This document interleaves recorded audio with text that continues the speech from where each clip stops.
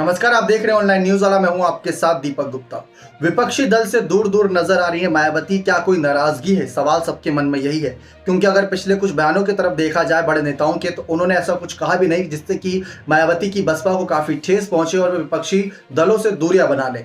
अगर माना कि इंडिया अलायंस में कांग्रेस या किसी अन्य पार्टी से उनकी दुश्मनी है, लेकिन अखिलेश से क्या दुश्मनी है? पिछली बार तो सपा ने उनका पूरा साथ दिया था, जबकि जयंत चौधरी भी साथ थे। तो यही सवाल बनना है। लेकिन अभी भी देखा जाए तो अखिलेश और जयंत आज भी मायावती के समर्थन में है।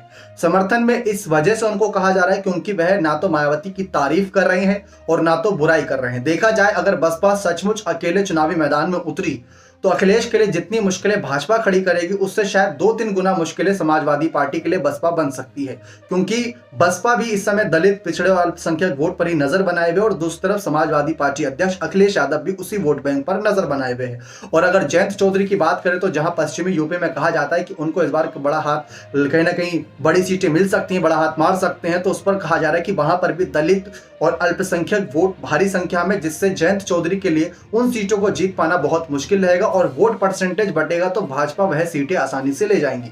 जयंत चौधरी ने पहले भी यह कहा था कि मायावती का दल इस वजह से दूर है क्योंकि वह अलग ही रणनीतियां बना रहा है, आने वाले वक्त में सब साथ आ जाएंगे, जबकि ऐसा नहीं हुआ।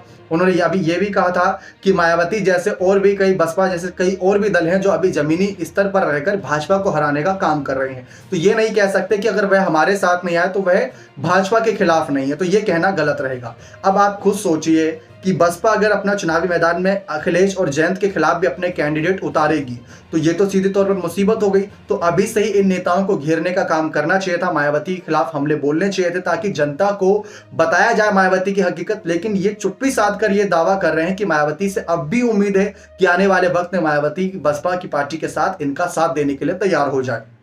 ये अब भी इंतजार है। लेकिन कई नेताओं का कहना है, जैसे ओम प्रकाश राजभर ने कहा कि भाई सपा ने तो बसपा की कदर नहीं की थी, तो बसपा क्यों ही रुकती इनके साथ, जबकि हकीकत शायद कुछ और हो सकती है। लेकिन आपको क्या लगता है कि क्या अखिलेश और जयंत सचमुच ही उम्मीद कर रहे हैं इस वक्त कि मायावती साथ आ जाए? अब मायावती साथ इस वजह से नहीं आ रही क्योंकि उनको लग रहा है कि वोट ट्रांसफर नहीं हो रहा, जबकि 2014 में 0 सीट थी। हम आपको कई बार बता चुके हैं कि 2014 में बसपा 0 सीट पर थी। सपा, आरएलडी और बसपा का जब गठबंधन हुआ तो बसपा को ही फायदा हुआ था, 10 सीटों पर पहुंच गई।